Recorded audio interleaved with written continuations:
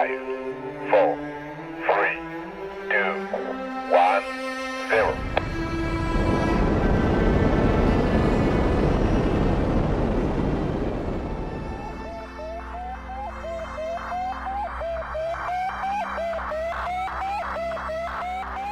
Et pourtant, elle tourne. Bonjour Anne. Bonjour Jean-Pierre. La dernière fois, on s'était quitté au bord de la migraine, mais cette fois-ci, on est frais et dispo, et je pense qu'on va tout apprendre sur les satellites géostationnaires. Je vais essayer de tout dire et encore. Mais un satellite stationnaire, en fait, c'est quoi? Un satellite géostationnaire, c'est un satellite qui tourne autour de la Terre, comme tout satellite à défilement d'ailleurs, mais il est à 36 000 km de la Terre. C'est-à-dire qu'il voit toujours la même portion de Terre et que de la Terre, on voit ce satellite immobile. Le meilleur exemple, c'est les antennes de télévision par satellite. Elles ne bougent pas, mais vous regardez la télévision quand la Terre tourne. Donc, c'est un satellite qui est immobile pour l'humain sur la Terre. Et en plus, il faut noter qu'il est dans le plan équatorial. Ah, plan équatorial, qu'est-ce que ça veut dire? J'ai pas été méfiant, là. J'aurais dû être prudent et le définir avant que tu poses la question. C'est très, très simple. Le plan équatorial, c'est un plan virtuel, bien sûr, qui découpe la Terre en 2 demi-sphères et passe par l'équateur. Il faut savoir que le premier satellite géostationnaire, c'est un petit peu l'anecdote, a été lancé par les États-Unis en 1966, d'ailleurs, je crois que c'était au mois de décembre. Hein. Quelque chose, oui, 66. Il s'appelait ATS, Automatic Transfer Satellite. Et c'était je dirais pas un gloubi-boulga, si je ne me trompe pas, mais ils avaient tout mis là-dessus, les Américains. Applications Technology Satellite, ATS. That's the name given to this spider-shaped spacecraft, one of the most versatile ever developed. Ils testaient des équipements pour le satellite, ils testaient des équipements météo, ils testaient des équipements photo, ils testaient des capteurs, ils avaient tout collé. Radio, television and communications of all kinds. Et ce satellite a servi d'ailleurs pendant près de 12 ans pour justement qualifier tous les équipements qu'ils avaient mis là-bas et les faire évoluer à l'avenir.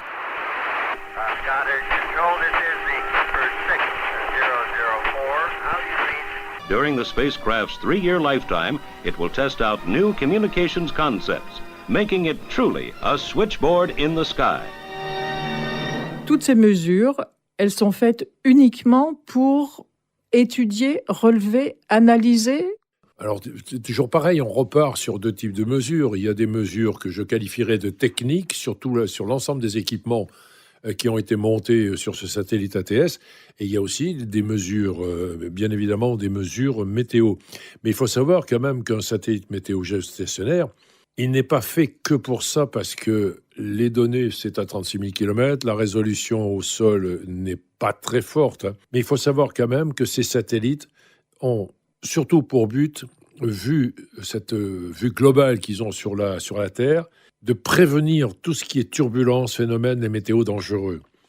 Ceux de Météosat en particulier, qui gravitent autour de la Terre depuis les années 70, les premiers ont été conçus exprès pour analyser ce type de phénomènes météorologiques brutaux.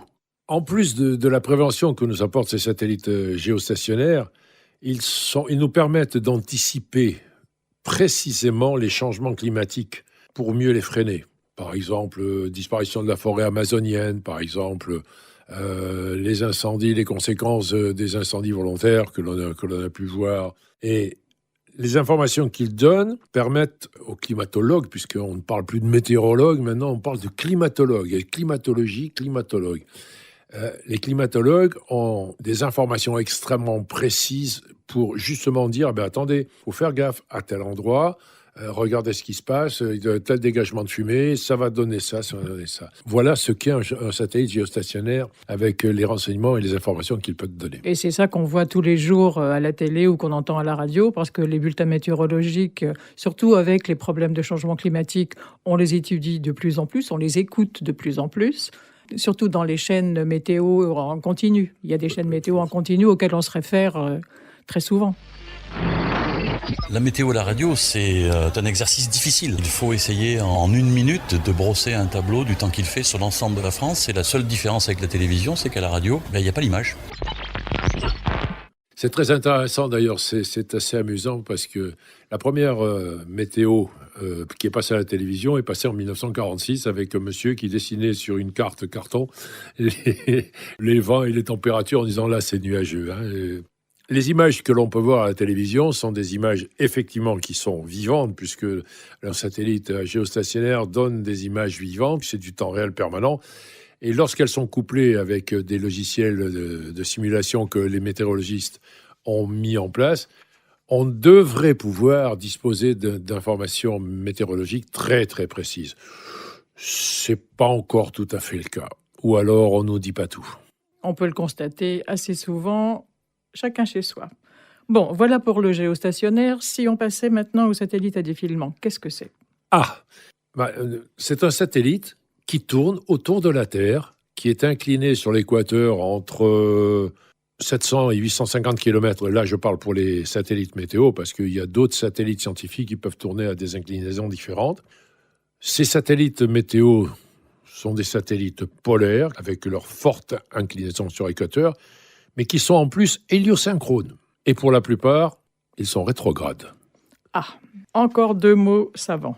Héliosynchrone, je reviens à mon dada, hélio, le soleil, synchrone, et rétrograde, qu'est-ce que ça veut dire ?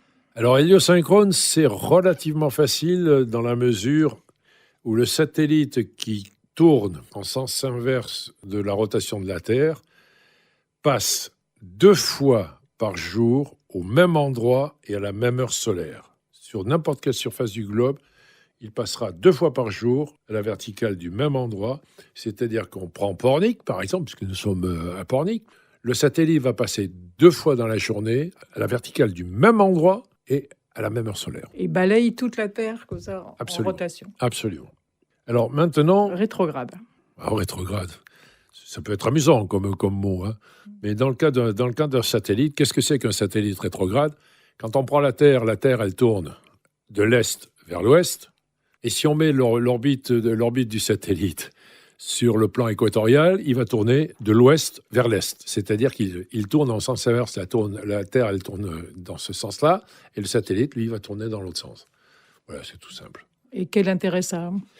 L'intérêt que ça a, c'est que tu peux avoir l'héliosynchronisme parce que l'orbite est rétrograde. Sinon, on ne pourra pas avoir l'héliosynchronisme. Si le satellite tourne dans le même sens que la Terre, on ne pourra jamais se cadrer sur un satellite héliosynchrone. Moi, c'est ce que j'ai compris. Hein.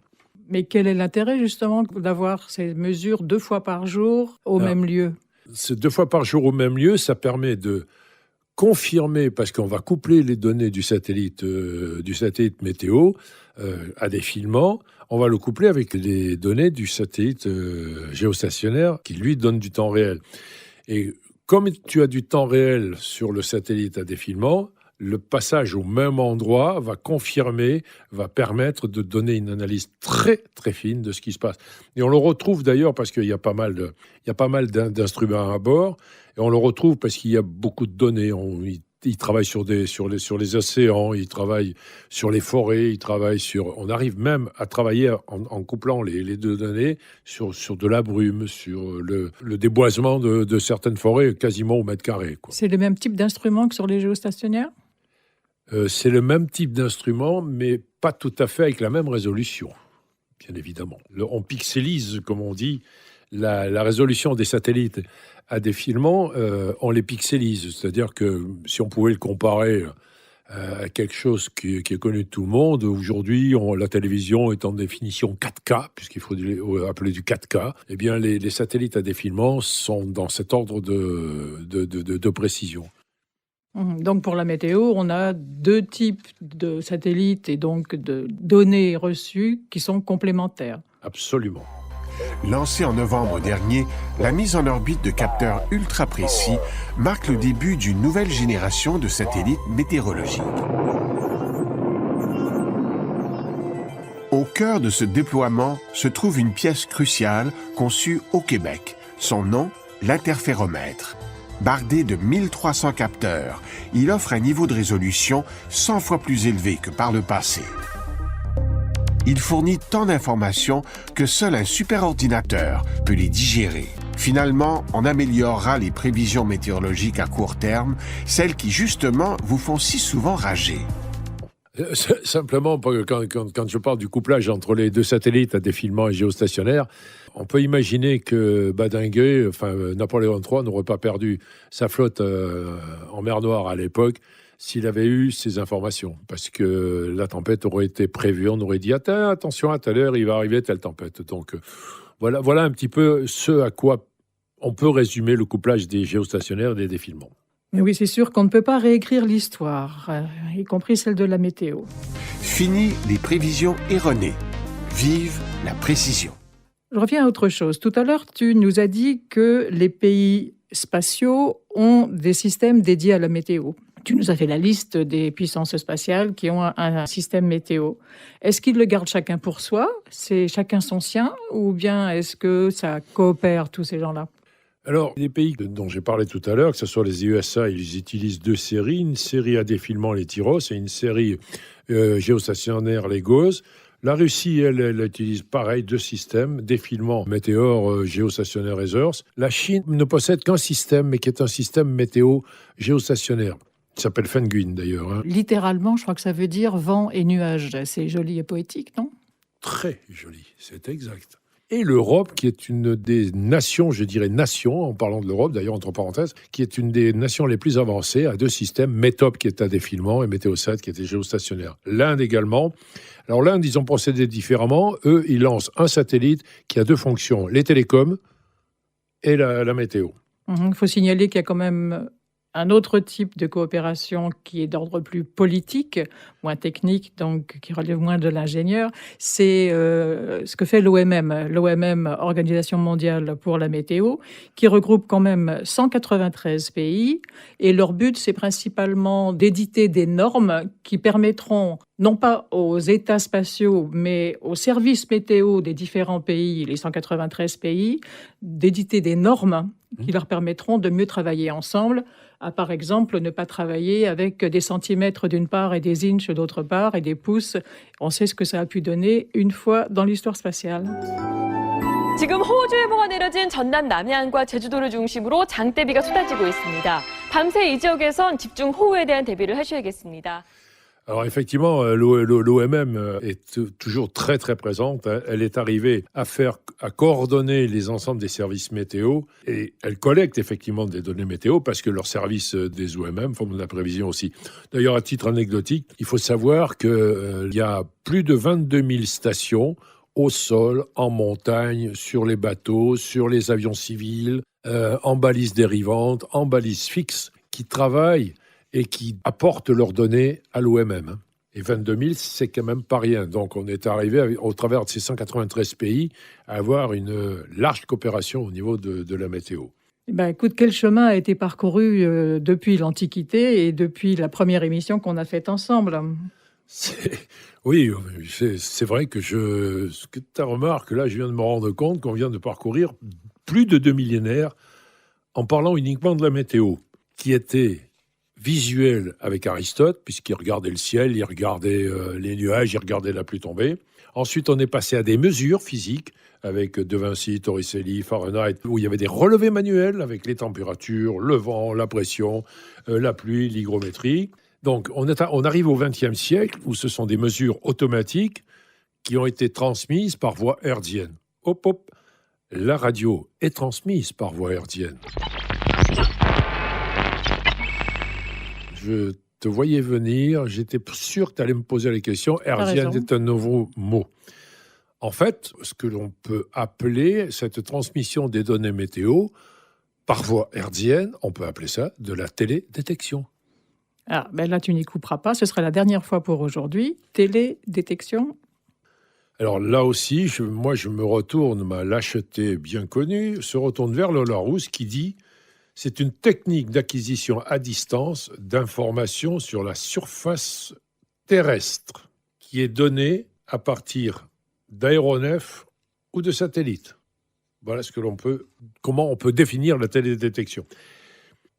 toutes ces mesures dont on a parlé au travers des satellites météo, qui ont été faites avec les hommes, bien évidemment, qui ont été faites avec les satellites par les météorologistes, ne seraient-elles pas de la pure télédétection ?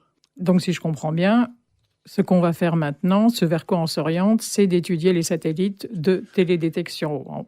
Oui, mais on peut se poser, qu'est-ce que c'est qu'un satellite de télédétection ? Bon, une fois de plus, ce sont les militaires qui sont à l'origine de ce mot-là. Les Russes et les Américains, pendant la guerre froide, appelaient ça d'une manière très sympa, satellite d'observation. Pour donner une idée du poids de la télédétection vue par les militaires, les Russes ont lancé 712 satellites dits, à l'époque, ils appelaient ça des satellites de reconnaissance d'ailleurs, pendant 25 ans. Les Américains, qui avaient une technologie qui était plus élaborée, se sont contentés d'en lancer 212 pendant une trentaine d'années. Alors, les satellites civils, plutôt que d'être appelés satellites de reconnaissance, on les a appelés satellites pour l'observation de la Terre ou satellites de télédétection, les deux mots pouvant être accolés sans aucun problème. D'ailleurs, à titre d'info, on peut noter que la France a lancé son premier satellite d'observation de la Terre au mois de février 1986. D'ailleurs, elle ne l'appelait pas satellite d'observation de la Terre, elle a appelé son satellite SPOT, satellite probatoire d'observation de la Terre. Et ça m'amuse un petit peu parce que je me demande si on ne pourrait pas poursuivre en parlant des satellites dits d'observation de la Terre. Qu'est-ce que tu en penses ? Moi, je serais tout à fait fanat parce que quand j'entends observation de la Terre, j'entends aussi changement climatique, réchauffement de la planète. Et tout ça sont des sujets qui sont quand même tout à fait d'actualité. Alors, banco pour une prochaine émission concernant les satellites d'observation de la Terre ? Banco. Merci Anne. Merci Jean-Pierre.